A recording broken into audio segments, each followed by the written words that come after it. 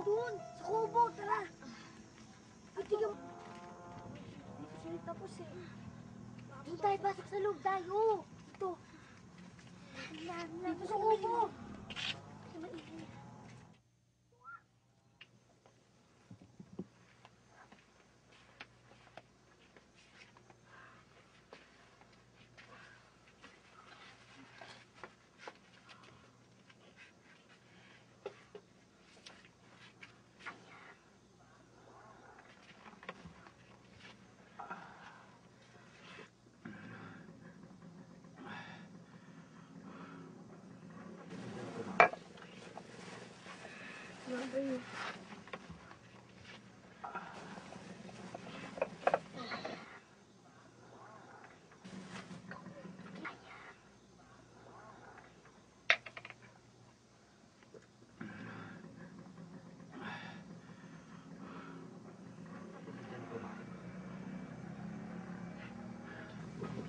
Napulot ko nga to.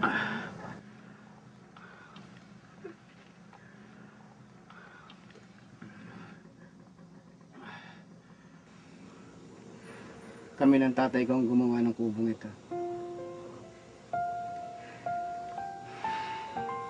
Maganda dati ang lugar na ito. Masaya ang buhay namin sa bari namin. Madami kaming pananim. Maraming hayop.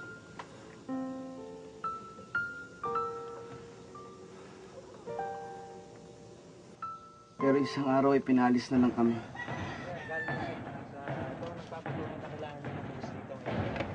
Mayroon na daw nagmamayari ng lupa.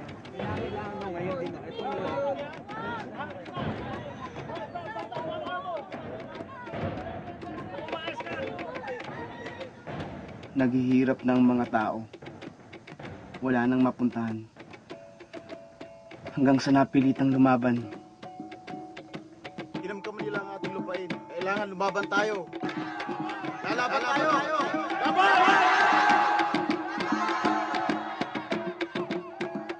Wala kaming titulo ng lupa. Dahil hindi kami naniniwala dito. Ang lupa ay para sa lahat. Ang lahat ay maaaring gumamit ng lupa. Sino nga ba ang nagmamayari ng lupa? Kundi ang Diyos. Tinawag niyo po ang Jamal kanina. Sino po ba si Jamal? Siya ang anak ko. Nasaan po siya? Ito, ginawang kita ng aeroplano. Yan, umiikot pa yan. Yan na, Jamal! Gusto niya kasi maging piloto. Tuwan-tuwa pa nga daw siya nung dumating yung aeroplano. Na naghulog ng mga bomba. Hindi niya lang alam.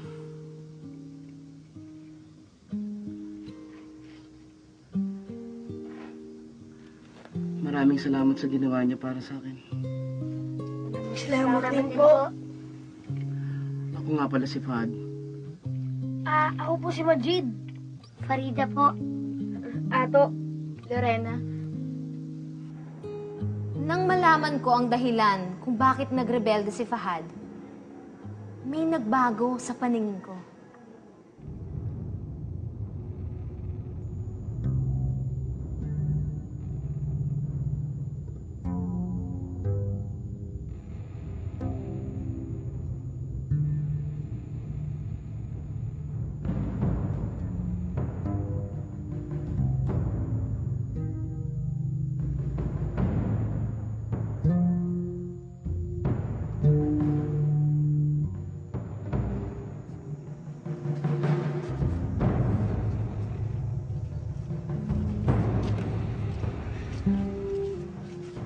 Diretso ah.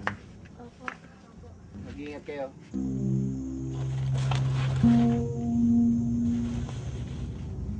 Maging mabait kayo sa isa't isa.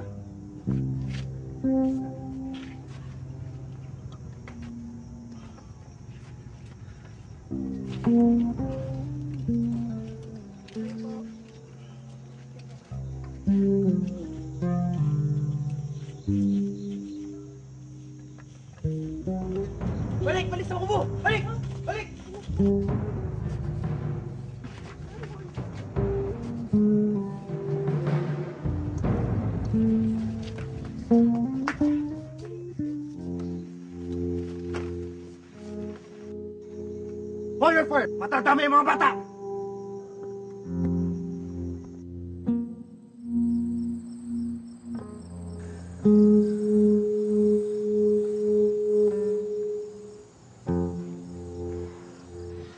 Ano pong gagawin natin? Huwag kayong mag-alala. Lalabas kayo rito. Kukunin kayo ng mga sundalo. Walang masasaktan. Paano po kayo? Huwag kayong magpapaputok! Lalabas na yung mga bata! Pero kapag nauna po kami, baka paputukan po nila kayo. Hindi. Alam nila susuko na ako. Sige, mauna na kayo. Sumuko ka na! Sige, sige. Mag-ingat po kayo ah. Huwag kayong mag-alala.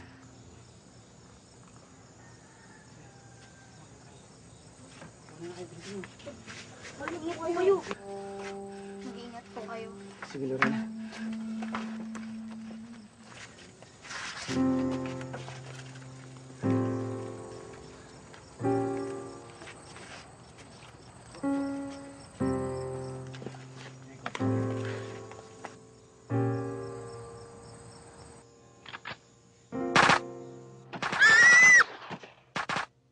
Kawawa naman si Fahad.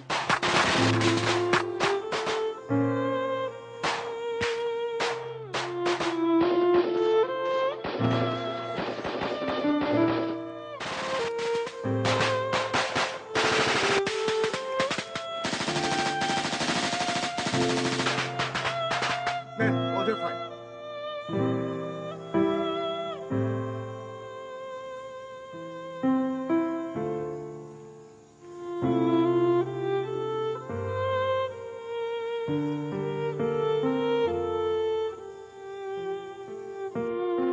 Kailangan lang malaman natin ang tunay na dahilan ng kaguluhan bago natin mahanap ang lunas dito. Ang pinakamahalaga sa lahat, yung paggalang at pag-unawa sa iba. Dahil walang kapayapaan kung hindi natin mapapahalagaan ang kapakanan ng bawat isa. Mahirap tahakin ang landas ng kapayapaan. Pero ito lang ang paraan. Masaya ako nang nakilala ko sina Ato, Farida, Lorena at Majid, mga kabataan na gumagawa ng paraan upang magkaroon tayo ng kapayapaan sa ating bayan.